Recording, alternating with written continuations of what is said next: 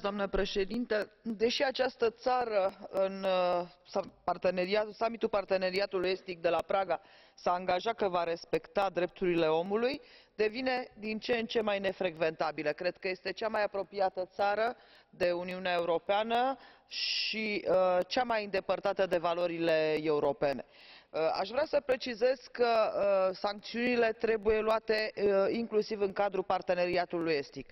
Trebuie să discutăm cu membrii acestui parteneriat, în special cu țările vecine, pentru a face presiuni regimului de la Minsk pentru a-și schimba atitudinea în măsura în care un individ ca Lukashenko este capabil să facă acest lucru. Eu am însă serioase îndoieli cu privire la disponibilitatea lui Lukashenko de a-și schimba comportamentul. De ce nu am putea lucra și cu Rusia în acest demers, pentru că Rusia ar avea un prilej să-și dovedească atașamentul față de niște valori care sunt umane, perene și nu sunt numai specifice Uniunii Europene, aderând Rusia de asemenea la documentele internaționale și mă refer la documentele, în special la documentele ONU.